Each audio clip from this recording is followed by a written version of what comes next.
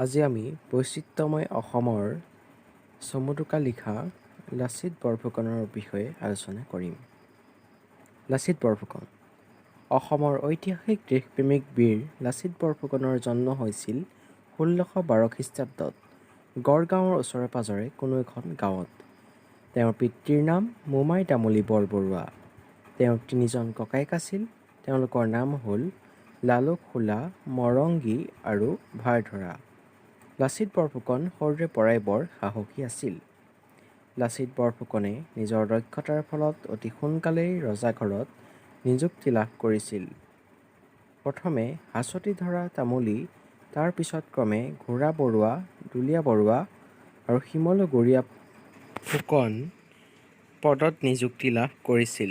মোগলৰ মীৰ জুমলাই অসম আক্ৰমণ কৰা সময়ত দেখুওৱা পাৰদৰ্শিতা আৰু দক্ষতাৰ কাৰণে শেষত আহোম সেনাৰ প্ৰধান সেনাপতি বৰফুকন পদত অধিষ্ঠিত হৈছিল। ১৬৬৭ চনৰ ২০ আগষ্টত আহোম-মোগলৰ যুদ্ধত বীৰ লাচিত বৰফুকনৰ সুদক্ষ নেতৃত্বত মোগল বেয়াকৈ হাৰি গুচি যাবলগীয়া হয়। পিছত মোগলে ৰামসিংহৰ নেতৃত্বত পুনৰ অসম আক্ৰমণ কৰিবলৈ আহে। মোগলক ভেটা দিবলৈ একে ৰাতিৰ ভিতৰতে এটা গড় নিৰ্মাণ কৰিবলৈ লাচিত বৰফুকনে নিজৰ মোমায়েকক দায়িত্ব দিছিল।